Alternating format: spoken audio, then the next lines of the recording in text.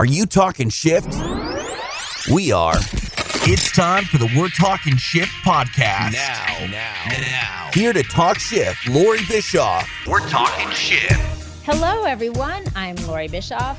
Welcome to We're Talking Shift, where my guest and I talk shift because I really believe that the antidote to feeling stuck begins in our minds with a shift in our thinking.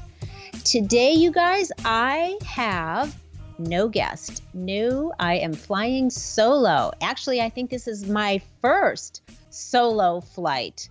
So maybe we'll see. I may try and talk my trusty producer TJ into chiming in. So we'll see how that goes. But I think that would be a lot of fun. I'm going to be sharing some tips today on cultivating a happy, healthy, let's say couplehood. Because that just basically means, a committed relationship or a marriage. That's what I'm going to talk about today. So while I'm going through a few things here, we're going to invite TJ to just jump in. Or maybe I'm just going to ask him a question. We'll see. We'll see how it goes. So you guys, I have been married for 34 years. I met my husband, Eric. Sometimes I refer to him as E, in the early 80s. And this August actually is going to be our 35th wedding anniversary. I know, 35. I don't meet that many couples anymore that are younger than us, our age or younger, that are still together, that are still married. Anyway, we have two kids, adult kids. They're in their early 30s, and I am happy to report that we are still crazy about each other. We have so much fun. We are very happy with the life that we've built and the experiences that we've had together. And that doesn't mean that we haven't, had a few bumps in the road like everyone would, and you would expect that over the course of more than 3 decades. But, there's never been anything that has been so serious that it was like, ooh, this could be a deal breaker. We never had that happen, knock on wood. It's been amazing. And we are just still so insanely excited about what our future holds. So I was looking, though, at some stats. And not everybody gets to have that experience. And let me share a few things that I dug up with you. There's a ton of stats out there. I looked, and there are multiple sites, tons of statistics on divorces and why you get divorced and all that good stuff. And there are some variances, but generally speaking, there was a few that were pretty common across all of the sites that I looked at. So I'm just going to name a couple here to set the tone. This one blew me away.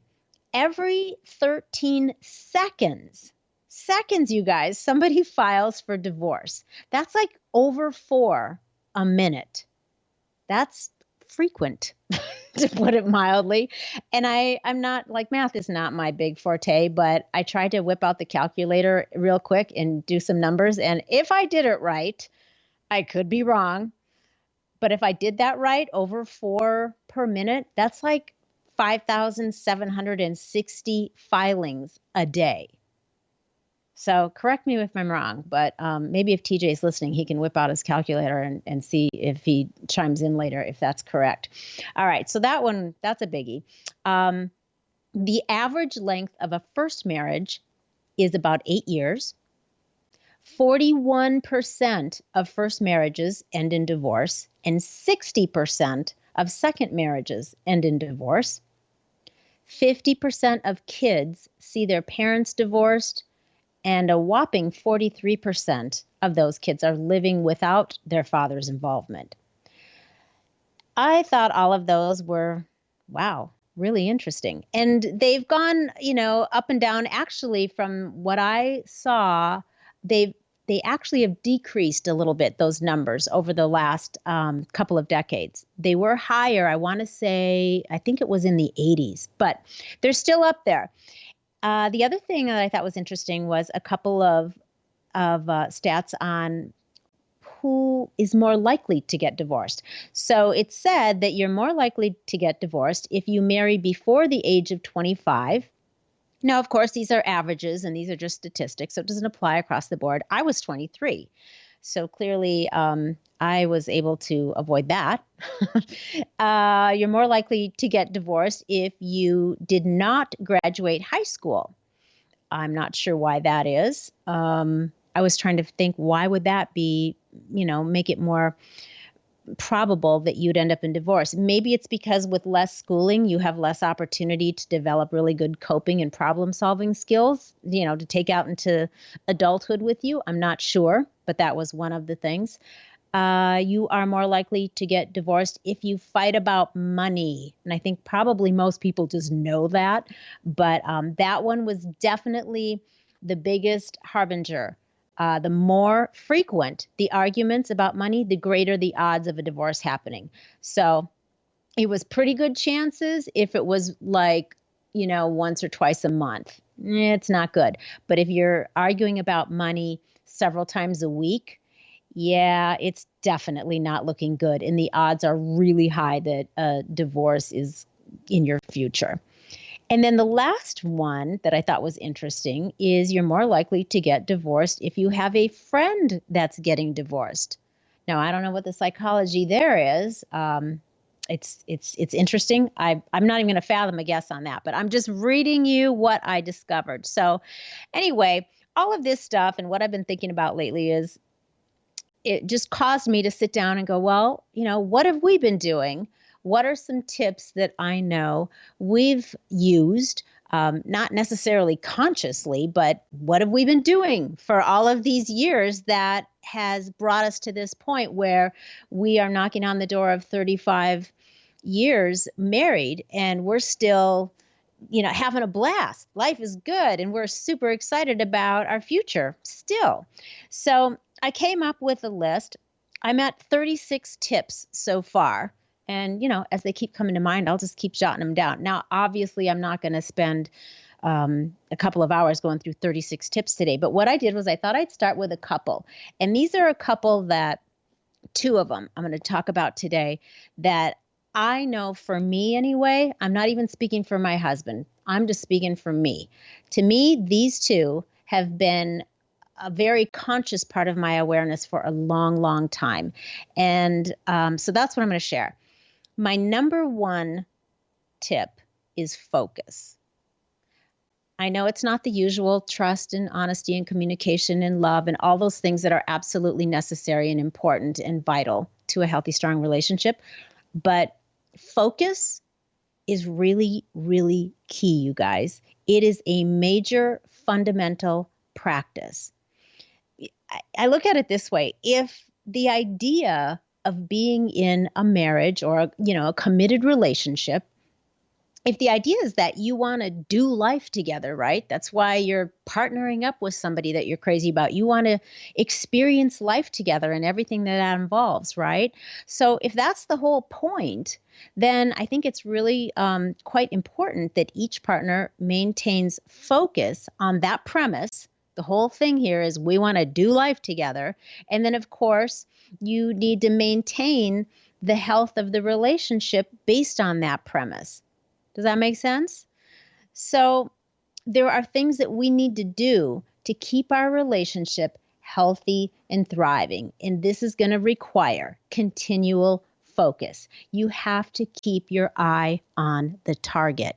And the more time that you spend together, especially then if you're going to have children in your relationship, the more other things are pulling at your attention and pulling at your focus. So it is really a conscious effort and a balancing act that changes with every, phase that you go through, that you really have to be cognizant of. It's like the same principles. You have to apply the same principles to your relationship that you would to stay healthy. Right? So to stay physically healthy, you have to have a healthy diet. You maybe take your vitamins. You try not to run yourself ragged. We try not to overtax ourselves and abuse ourselves because we know we're going to suffer and pay, right? Well, like our bodies, when we tax the relationship, when we abuse it or take it for granted, we suffer and pay. And that's because our focus isn't on the right thing. So I think that it's really important to do what I call cocooning your relationship or your marriage. I think you have to cocoon it. It's like you have to envelop it and surround it in a protective way. And I don't confuse that with, isolating yourselves or your partner or being overly possessive of your partner. That's not the same thing. I'm talking about honoring the relationship or the marriage and your mission as a couple above all other things and people. You have to place it at the top of the focus and the priority heap of things that are going to be pulling at you, if that makes sense. So you don't let anyone or anything pierce that protective layer that you have around it.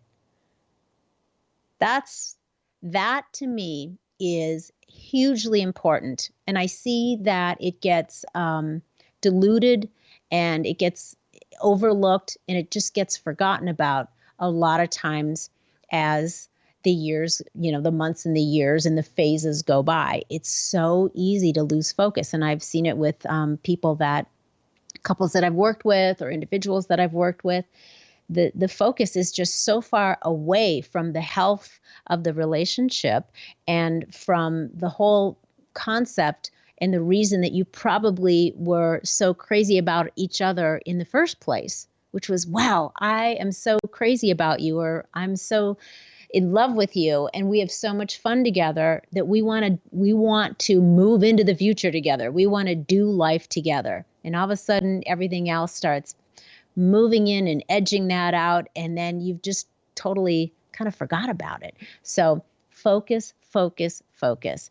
TJ, I don't know if you're there, if you're listening, but I'm going to invite you, if you want, to chime in. Do you, I know you're married, right? Do you have anything that you'd like to add to that? What do you think? It'll be 9 years next month. So yes, that's good. Yeah, not bad. Right. And we've been together, let's see here, 14 years overall. But what you were saying made me pull up some stats here just about divorce rate by country and societies. And I was surprised to see that, unfortunately, it seems like first world countries are the ones that actually have more of a higher divorce rate, where some of the lesser established economies in the world have a much lower divorce rate. And I kind of hate to say this, but I was wondering if maybe that's necessarily not a good thing, that some of these countries that are, maybe third world countries have a lower divorce rate, because looking at them, it seems like those countries, women don't have a very prominent role in a lot of the relationships that they're in. Like, they're almost sort of stuck, right? Where in the first world countries, women that are I don't want to say it this way, but respected a bit more, have more of a say in their relationship. And it made me wonder that if a divorce rate, while it's bad per se, it might also be a sign of more of a civilized union, if you will. Yeah, I think that's a really, really interesting point. And I think that you're probably right. Everyone isn't separating or getting divorced for the same reasons. So clearly there are a lot of times in a relationship where, it just unfolds in such a way that, it's definitely a lot less productive and a lot, I'd say maybe even unhealthy, maybe even unsafe in some instances to stay together. So right. Yeah, and go ahead. The leading cause of divorce too, which I thought was interesting, isn't necessarily that bad of a thing. I hate to sound like a proponent for divorce here, but honestly, the stats made me sort of reevaluate things. 44% of all divorces now end in the couple saying that they just grew apart or were incompatible.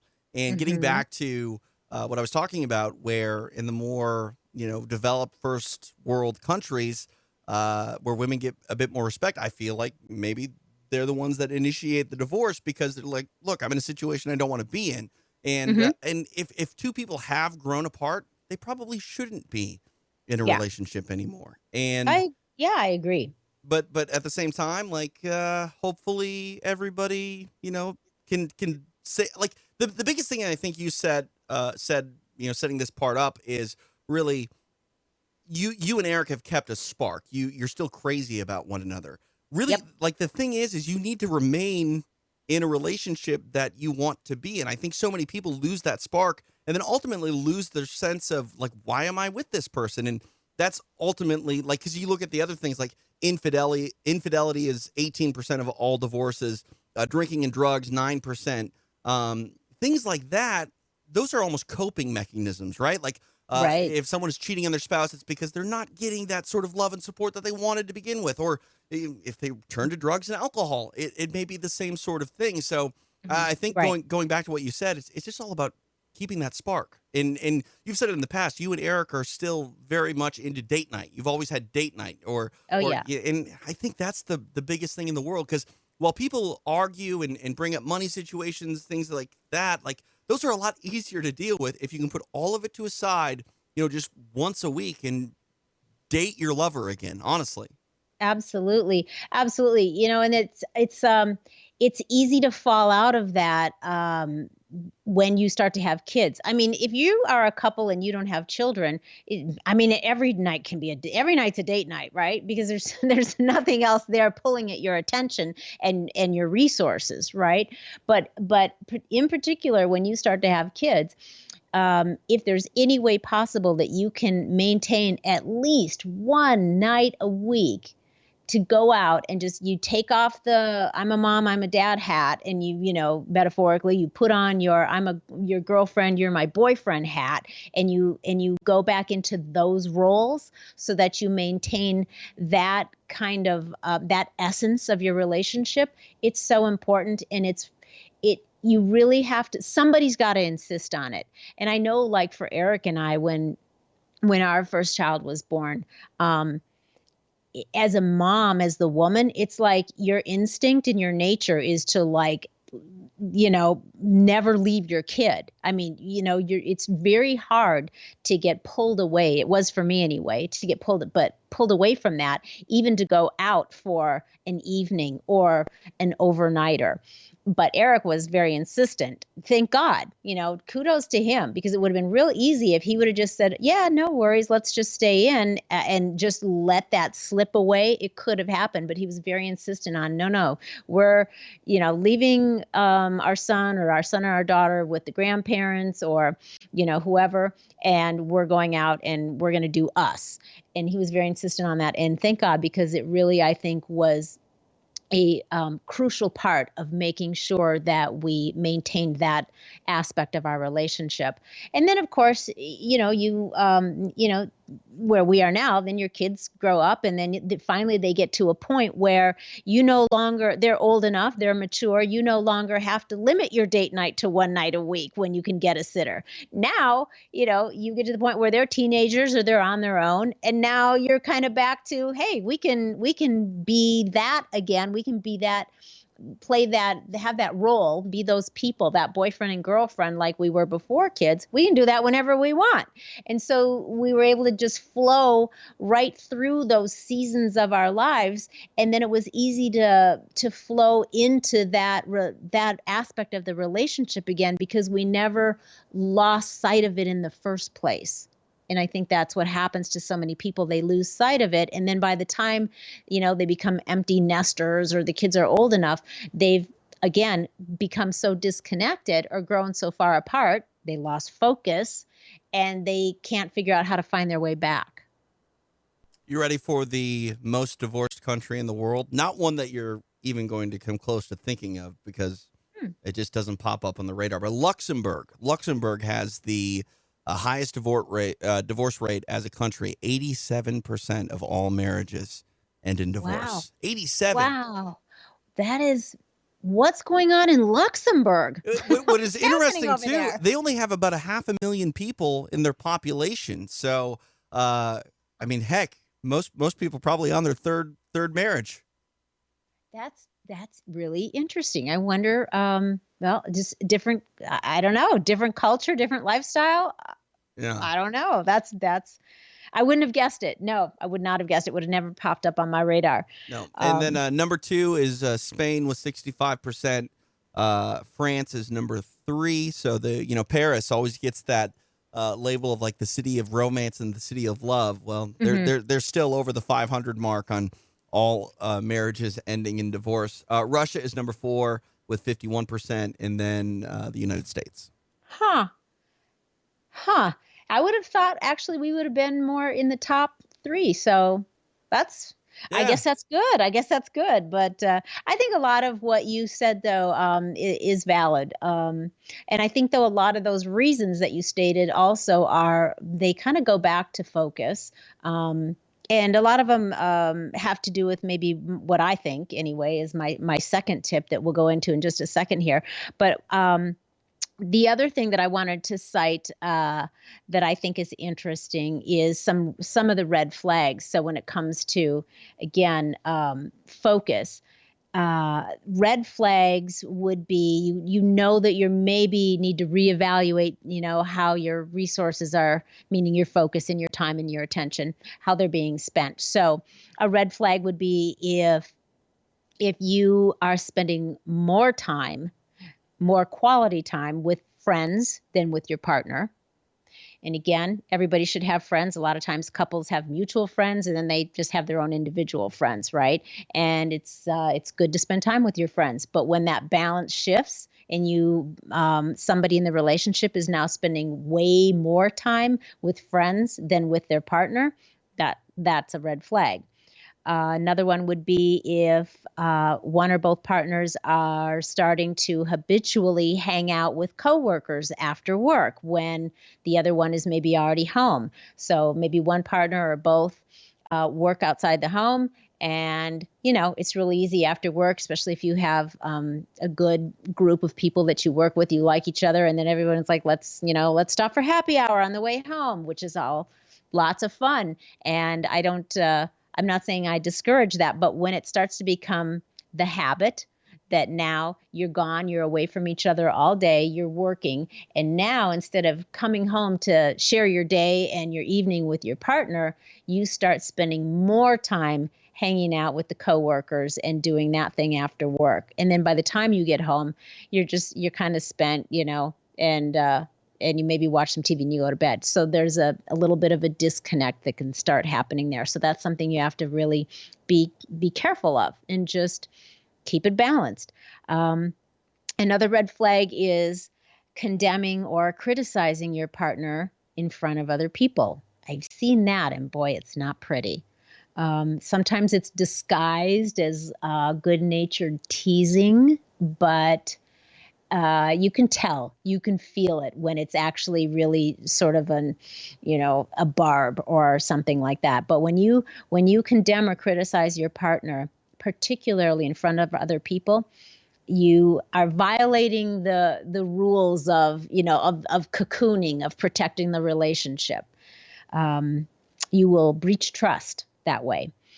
Another red flag is your business maybe is consuming you. Maybe you're an entrepreneur or a business owner, and that requires a lot of hours and a lot of work and a lot of your focus, and it's consuming you. And sometimes things have to be a little out of balance and a little wonky for a while things. While you're setting up new things and diving into new areas of your profession or your personal life, whatever. But things can get out of balance. Things can consume you for a while. And if it gets to the point, though, where you don't resume a reasonable balance, then it becomes a strain on the relationship. The relationship gets stressed and a disconnect starts to happen. So those are just a few red flags that a person can, be aware of. So if you see those things starting to happen too frequently, where they're becoming more the norm, then that's when you want to go, maybe we need to look at what we're focused on here. Because you want to always make sure that your behavior is on the health of your relationship, and it doesn't veer too far from that for too long a period of time. Because you got to remember, what you focus on is what you get. So if you take your eyes off the target, you will absolutely go in another direction. It's like riding a bike or driving a car. And I think everybody's had that experience. If you've been riding a bike or driving a car, if you start to look off to the right or the left and you focus on what's over there for more than a few seconds, the vehicle that you're in or on will automatically start veering in that direction. It is exactly the same thing. So I think that that's why I think focus is so important. You have to keep your eye on the target. So I think, questions to ask yourself if you're in a committed relationship or a marriage is, are you both in agreement that the health of your relationship is your priority focus? Now, you might just assume that, and probably it's a good assumption, but it's not a bad idea to every now and then just stop and sort of take your temperature. Ask yourself, remind yourself, bring it up, talk to your partner. Make sure that, you are both willing to put the relationship that the two of you have at the top of your list of important things to pay attention to and to nourish. And just always make sure that everybody is focusing on the same thing, heading in the right direction. Be willing to cocoon your relationship and surround it in that, protective veil, so to speak. So, all right, before I move on to number 2, anything else that you want to add about that? No, I think you actually said a lot of stuff that seems like common sense, but sort of needs to be said. You know what I mean? Like, especially like the analogy about, focusing on something else while you're driving. Like, don't get caught up by one distraction, because eventually you're going to either start going more towards that distraction more than you need to, or you're going to hit something else that you're not even looking at. You know what I mean? Exactly. Perfect. All right. So tip number 2 is what I call fanship. And that, I say, means being each other's biggest fan. I have always said from the very, very early days, you have to be the biggest fan of your partner. I personally believe that it's one of the most critically important thing, along with the focus, is that you and your partner are each other's biggest fans. So you are cheering your partner on with whatever they're doing or being, personally or professionally. It's one of the greatest gifts that you can give each other. When you are cheering your partner on, it promotes trust, because you're showing that you support the things that are making your partner tick and making them feel good and making them thrive, or helping them to thrive, right? It demonstrates that here's a big one. It really demonstrates that your partner's growth isn't threatening to you. And that's a really big one for people, because people get fearful when they see that their partner might be changing a little bit or growing a little bit. It can be scary for people, because they start to fear that somehow that's going to translate to they're going to lose something.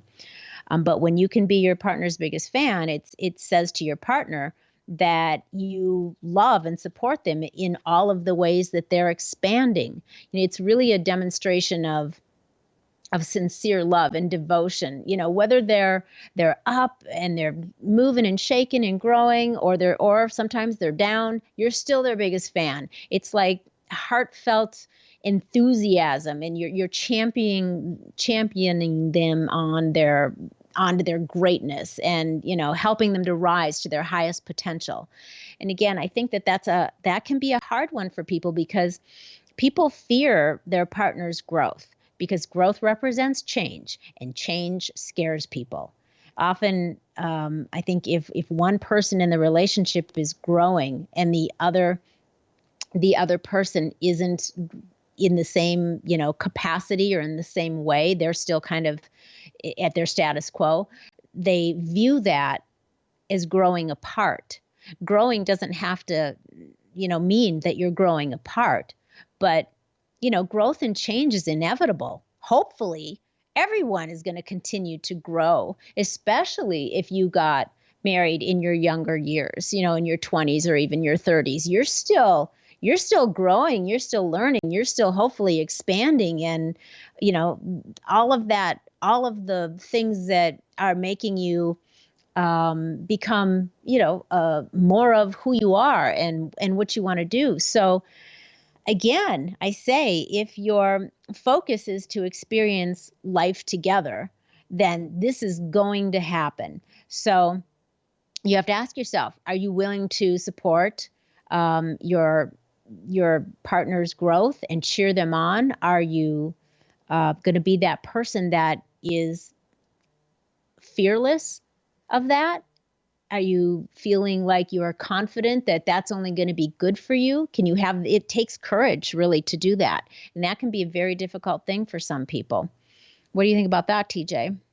I mean, life is nothing but evolution. Yep. And if we never evolved, we won't get to this point. And I find this, especially with people that are more advanced in life, they seem to just be complacent with how things are.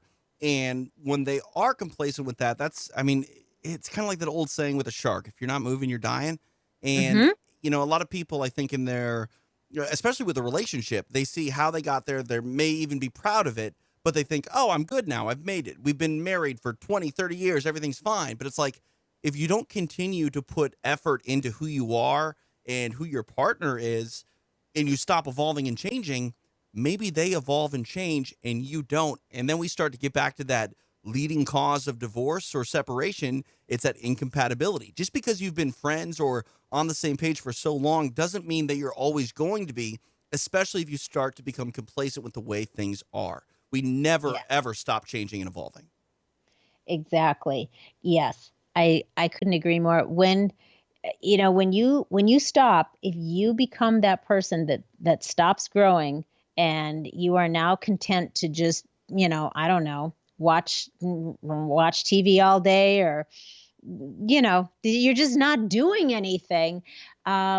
You're going to get bored with yourself. Your partner's going to get bored with you. You are internally not going to be happy. There's going to be conflict. Well, life is going to get bored with you too. It's not only going to, fall apart maybe, with your marriage at home, but like business and your opportunities in life. You have to roll with an ever-changing and evolving society and world. And if someone fell in love with their flip phone, 15 years ago, and they didn't embrace technology, you're probably going to miss out on opportunities. Like, I can't imagine trying to survive with a phone that doesn't have access to the internet, et cetera.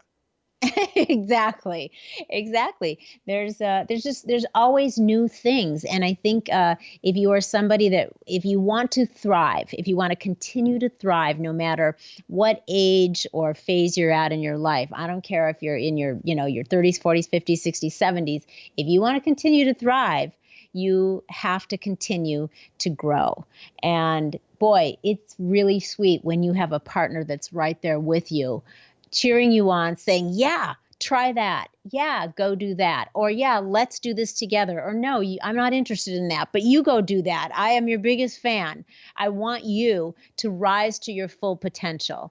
That is really such a vitally important thing, I think, in a relationship, when you know that, that's what your best friend would do for you. So, if you really are going to be your partner's best friend all the way around, in addition to all the other things you are to each other, I think that supporting that and being the cheerleader is just, I don't know.